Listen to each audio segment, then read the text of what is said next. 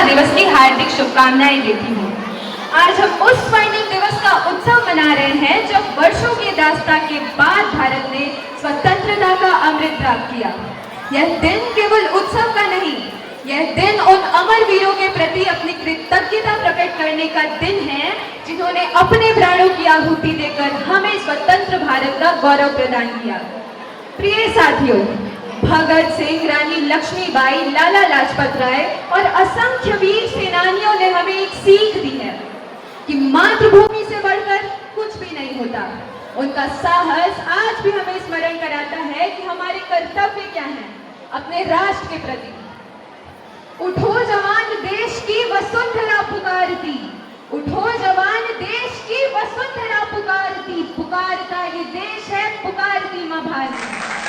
माना कि हम युवाओं को आजादी की लड़ाई में अपना योगदान देने का सौभाग्य प्राप्त नहीं हुआ, परंतु आज आवश्यकता है अपनी शक्ति को पहचान इस देश की प्रगति की प्रज्वलित अग्नि में अपनी आहुति समर्पित करने की। जो युवा दौड़ सकता है वो दौड़े, जो चल सकता है वो चले, जो रेंग सकता है वो रेंगे, परंतु अपने कर्तव्यों का निर्वहन अवश्य करें।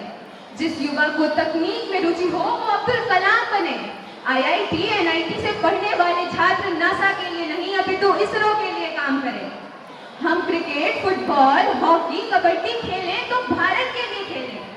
हमारे DAV के युवा आगे आए और नीरज चोपड़ा के भांति भाला फेंके, क्योंकि हमारे प्रेरणा स्रोत स्वामी विवेकानंद जी कहा करते थे, यदि मुझे 100 ऊर्जावान युवा मिल जाए तो मैं इस देश की दशा और दिशा दोनों बदल सकता हूँ।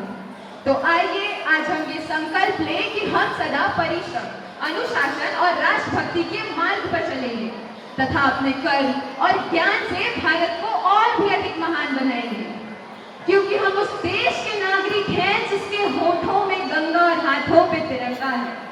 वो देश जो कभी सत्यम शिवम सुंदरम, कभी वंदे मातरम, कभी पंजाब, सिंध, गुजरात, मराठा, द्रविड़, उत्कल, बंगा है। हम उस देश के नागरिक हैं जो हर ठुकराए हुए का शरण स्थली बन जाता है तथा 7 समंदर पार परदेशियों को भी अपना भाई और बहन कहकर बुलाता है। यही प्रेम की पूज्य भूमि भारतवर्ष कहलाता है, भारतवर्ष कहलाता है।